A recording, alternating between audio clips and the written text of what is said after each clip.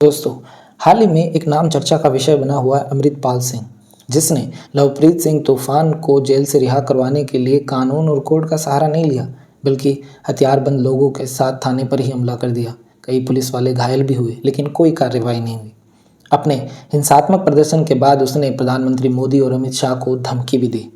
कौन है ये अमृतपाल सिंह? क्या है उसकी मांग? खालिस्तान मूवमेंट क्या है?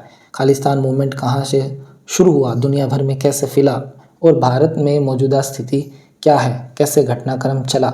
इन तमाम सवालों के जवाब आपको कुछ ही मिनटों में प्रोवाइड कर दिए जाएंगे। उससे पहले आप वीडियो को लाइक और चैनल को सब्सक्राइब कर लें, ताकि एक समझ के साथ आपके पास इन्फॉर्मेशन मौजूद हो। दोस्तों, पंजाब हमेशा से सूफी फ़कीरों की, 10 गुरुओं की, कलाकारों की, सिपाहियों की, बहादुर लोगों की और किसानों की भूमि रहा है। लेकिन कुछ कट्टरपंथी तत्व भी मौजूद हैं जो अपने लिए एक अलग राष्ट्र की मांग करते हैं। उसे वो खालिस्तान का नाम देते हैं। खालिस्तान माने खालिस स्थान, प्योर। खालिश माने प्योर, शुद्ध, ऐसा स्थान जो प्योर हो, जो सिखों के लिए हो। यानी सभी वर्णों को वहाँ एक उपदेश दिया जाएगा, संगतों की एकता होगी, सबके साथ समानता का व्यवहार होगा। कहने का मतलब है, भारत से हम एक अलग राज्य बनाएंगे जो सिखों के लिए होगा। आपको बता दें, कुछ लोगों की डिमांड है, सबकी नहीं। इसकी शुरुआत कहाँ से हुई? शुरुआत की तरफ जाएं तो इसके बीज आपको भारत पाकिस्तान के विभाजन में मिलेंगे। पाकिस्तान और भारत का विभाजन हुआ, अलग अलग देश बने, तो उसमें पंजाब का भी हुआ। पंजाब भी टूट गया, आधा पाकिस्तान के पास गया, आधा भारत के पास गया। और आज का जो हरियाणा, हिमाचल प्रदेश के कुछ इलाके और पंजाब है, वो एक ही थे। सिखों की डिमांड रही कि भाई हमें पंजाब को सिखों के लिए एक अलग राज्य बनाया जाए। फिर 1966 में ये मांग मांगी गई। तब तक भाषा के आधार पर हुआ था, धर्म के आधार पर नहीं। लेकिन बाद में इंटरनेशनल लेवल पर, यानी विदेशों में, जगजीत सिंह चौहान जैसे लोगों ने रेफरेंडम करवाना शुरू कर दिया, डोनेशन लेनी शुरू कर दी और एक खालिस्तान देश के तौर पर करेंसी भी चलवा दी और एक मूवमेंट शुरू करवा दिया और एक देश बनाकर वो अपना सिस्टम चलाने लगे, एक सरकार के तौर पर।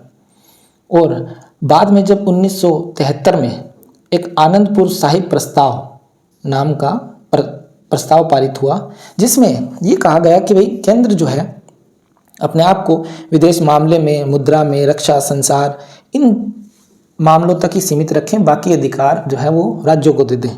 और भी कहा गया कि केंद्र जो है वो राज्यों के मामले में हस्तक्षेप न करें, और ऐसी ही डिमांड्स और बहुत सारी थी। इन बातों पर ध्यान नहीं दिया गया। अक्टूबर 1978 में फिर दूसरा एक आनंदपुर प्रस्ताव पारित किया गया। यहाँ से खालिस्तान की मांग की शुरुआत हुई। दूसरी तरफ सिखों और जो निरंकारी समुदाय हैं, उसके बीच भी हिंसात्मक प्रदर्शन चल रहा था। दोनों के बीच हिंसात्मक गतिविधियों में निरंकारी पंथ के एक मुखी गुरबचन सिंह की मौत हो गई और हिंसा का माहौल और बढ़ गया, माहौल बिगड़ा। और इसी वक्त पंजाब में चुनाव भी थे, अकाली दल की डिमांड थी और कांग्रेस की हार हो गई और अकाली दल जीत गया और हिंसात्मक माहौल बना रहा। फिर धार्मिक गुरु जरनैल सिंह भिंडरवाला की एंट्री होती है। धीरे धीरे उसकी राजनीतिक महत्वाकांक्षा बढ़ती गई। उसको युद्ध का भी समर्थन मिला। क्यों?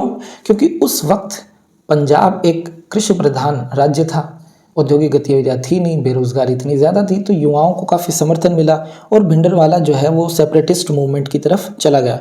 अक्टूबर 1983 को दिल्ली गवर्नमेंट ने पंजाब की सरकार को बर्खास्त कर राष्ट्रपति शासन लागू कर दिया और फिर ऑपरेशन ब्लू स्टार चलाया गया। Operation blue star Indira Gandhi के जरिए चलाया गया। क्या था ये operation blue star? Jarnail Singh जो भिंडरवाला है, उसने हरमंदिर साहिब यानी गोल्डन टेम्पल पर शरण ले ली, धीरे धीरे उस पर कब्जा कर लिया। उससे बाहर निकलने के लिए और इस सिचुएशन से निपटने के लिए, ये जो उग्रवादी गतिविधियां थी उससे निपटने के लिए ऑपरेशन ब्लू स्टार चलाया गया और इस पर काबू पाया गया। लेकिन इंदिरा गांधी के उन्हीं के जो बॉडीगार्ड थे, उन्होंने गोली मारकर हत्या कर दी। वजह ये थी कि उन्होंने हरमंदिर साहिब टेम्पल यानी गोल्डन टेम्पल में ऐसी गतिविधियों को करने की इजाज़त दी थी। और ये जो खालिस्तानी मूवमेंट है 1989 तक चलता रहा। सैकड़ों लोग, नौजवान जो है, हथियार लेकर गली गली में घूमते रहे और अपना हिंसात्मक प्रदर्शन। धीरे धीरे सरकार ने इन पर काबू पाया और इन गतिविधियों को कंट्रोल कर लिया। लेकिन दुनिया भर में जहाँ तहाँ जो है खालिस्तान की मांग उठती रही है, दिखती रही है।